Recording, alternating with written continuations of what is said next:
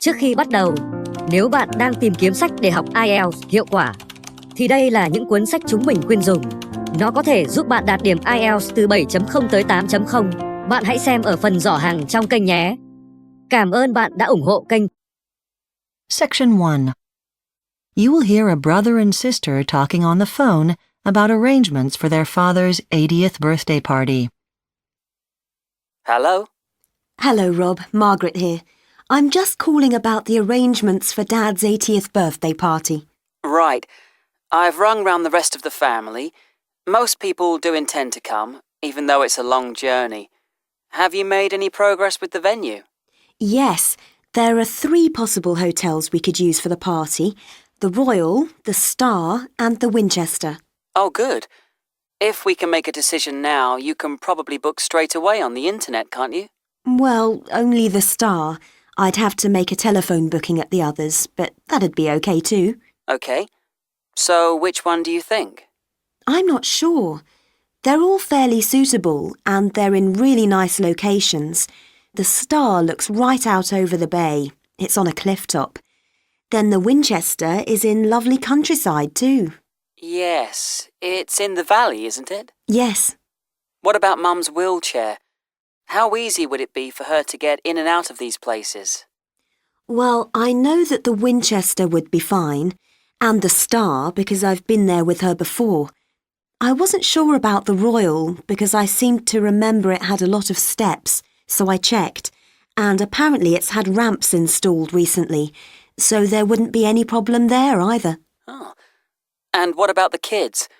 Which one do you think would be most suitable for them? Have they got play areas or anything? The Royal hasn't got anything, but the Winchester has one. It's on the ground floor, they said, not far from the dining room. The Star's got one too, but it isn't under cover, and we don't know what the weather will be like, do we? True. Then there's the birthday meal itself. The Royal's the only one where there'd be a choice. The other 2 have a set menu at lunchtime. Mind you, they all do very good food, apparently, so the quality should be fine. I don't think it really matters whether there's a variety or not, but I think we need to have our own room, don't you? The only one that can provide that is the Royal. The Winchester and the Star only have one dining room, so we'd just be sitting with the other guests, but in a separate area of the room. That's not quite the same, is it? No. But the other thing to consider is the price. Normally there's not much difference between them. Perhaps the Star's slightly cheaper than the other 2, but the Winchester is offering quite a good reduction because there's so many of us. The Star and the Royal would just charge their standard rates. So, taking everything into consideration, which one do you think we should go for? The Winchester, unless you... Okay, that's fine by me. You've obviously gone into everything very carefully. You've done nearly all the work so far, so what can I do now to help? Well, could you manage the finances? Of course. Do they want the whole amount in advance? Just a deposit. I'll find out how much and let you know. Then if you could send that straight away to secure the booking. Fine. And I'll go and buy some invitations. Oh, don't do that. I can produce them. I've got a program on my computer. It's easy. OK, thanks. Then, once we've had the replies, I'll call everyone who's coming to find out if they want transport. Great. I can help out with that. Pick people up from the station or whatever. OK. Oh, yes. And could you stress that Dad doesn't want presents? He keeps reminding me. He says there's nothing he really needs. OK. I'll try to discourage them. But you know what people are like. Anything else? Shall I do?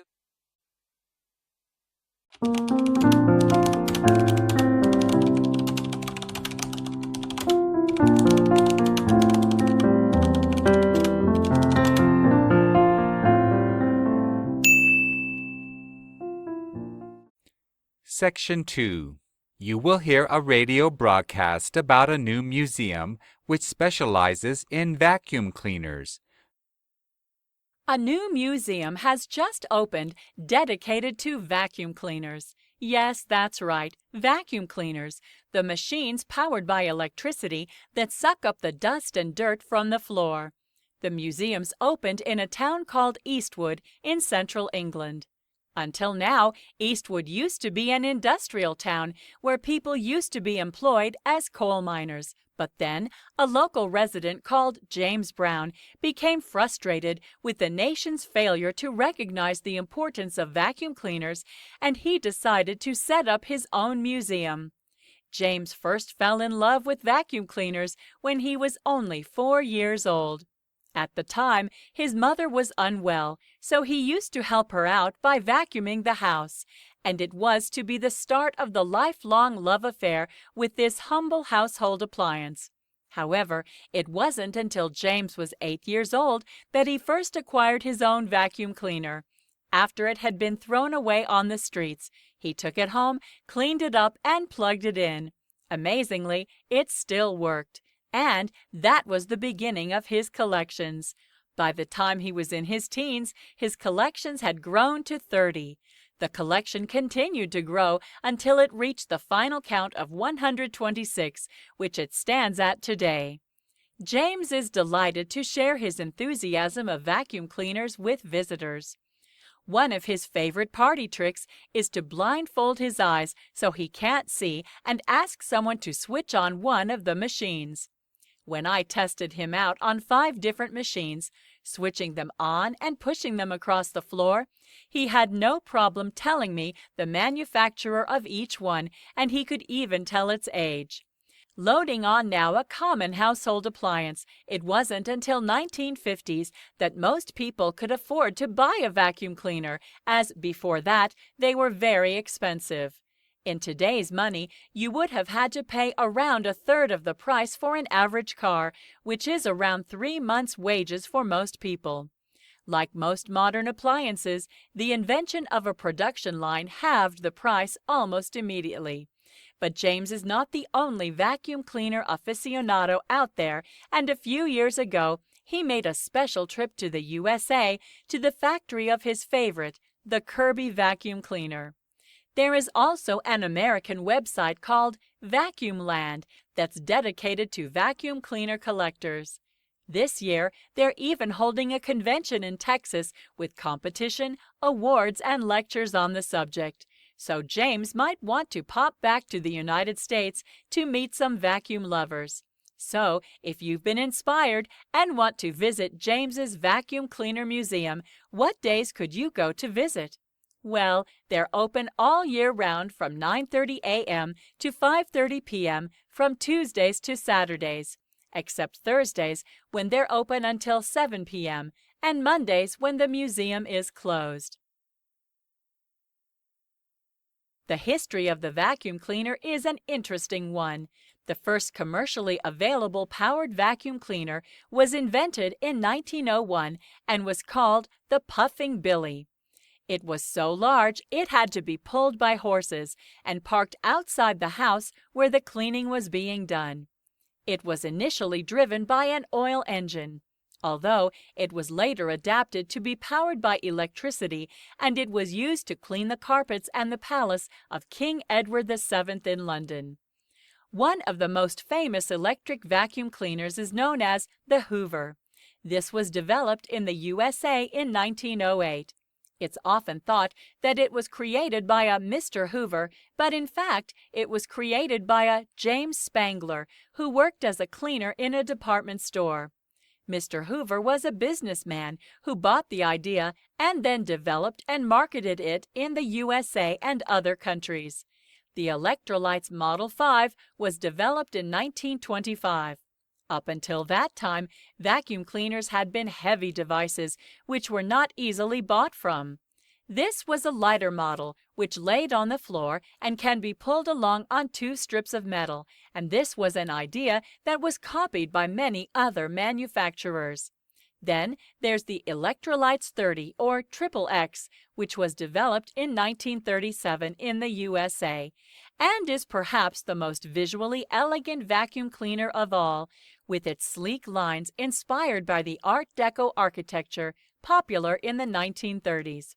The most prized model in James's museum is the Kirby model, which is actually gold-plated.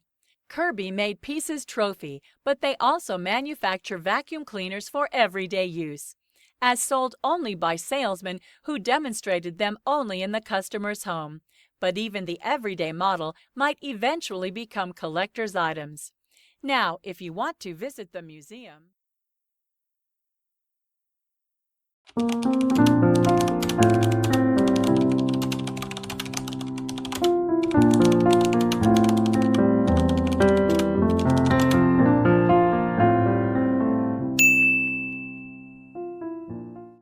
Part 3.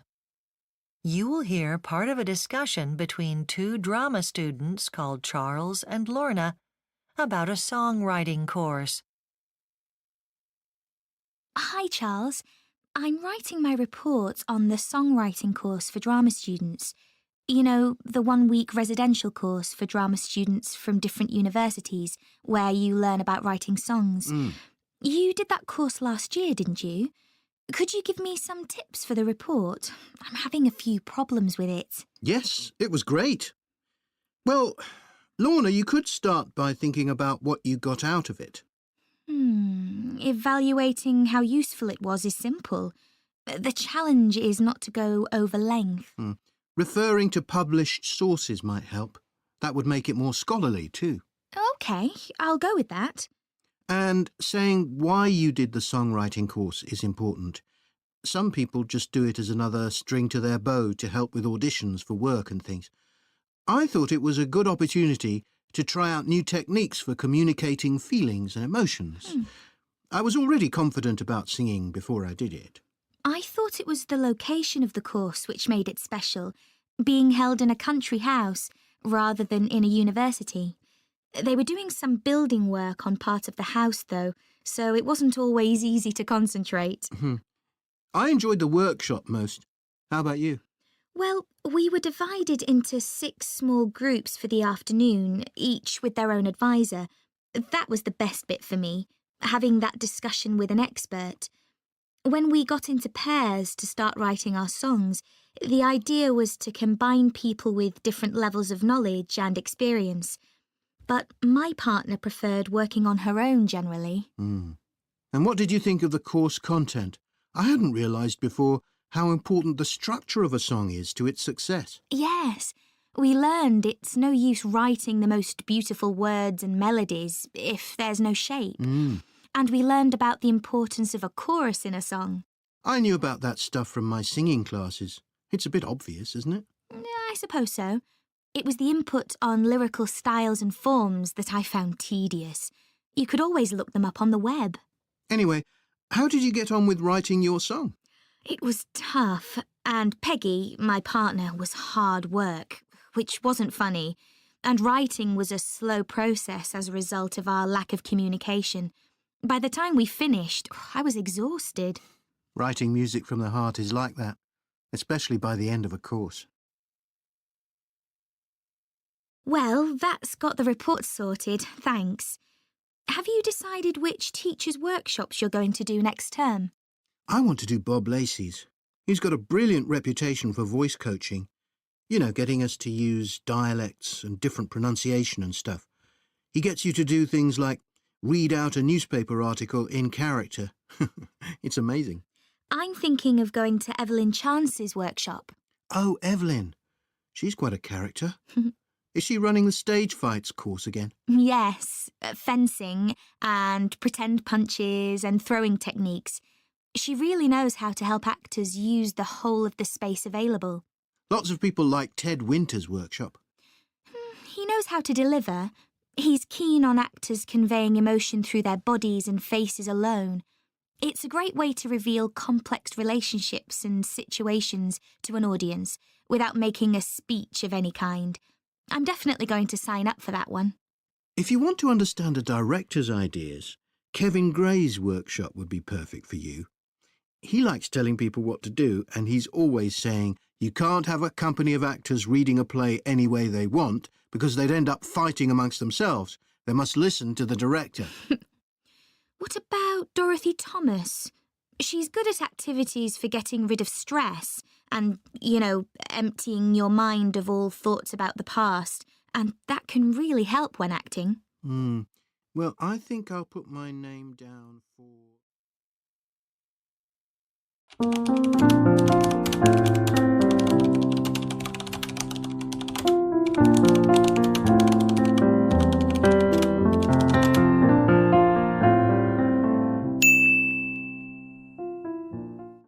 Part 4. You will hear a geography professor telling his class about an upcoming field trip to the far north of Quebec in Canada. Good morning. Next week is the Geography 331 field trip to the far north of Quebec. Today, I'll discuss your trip and your tasks. As you know, you will be close to the Arctic Circle. You're going to travel up the James Bay Road through a region that is very remote and uninhabited, yet very beautiful. The highway is 620 kilometers long, but it's fully paved for the entire length. Where the highway begins, there is a roadside office where you must stop. The road is remote, so your registration is very important in case of an emergency. The office is staffed 24 hours per day, 7 days per week. You have to sign in to go up the road and sign out upon your return. For additional safety, at different places along the highway, telephones have been installed which connect with staff in the office. Remember, there is no mobile service in this remote area. The first work of your field trip is at the end of the James Bay Road in Radisson, a small town of only 300 inhabitants. You will stay at Radisson Research Center, which works with various universities and Hydro-Quebec to carry out studies into the ecology of the region. Because the research center and the road exist as a result of the development of hydroelectricity complexes in northern Quebec, Hydro-Quebec is responsible for all emergency assistance and security of all visitors. Your first few days at the center will be spent attending lectures about their past research. You will hear that they have paid particular attention to any disturbance to the land caused by insects. After that, you will visit the various outpost stations. There are 3 of them, and when you visit them, you'll be able to observe how data on the varying patterns of the climate is collected and published for scientific research.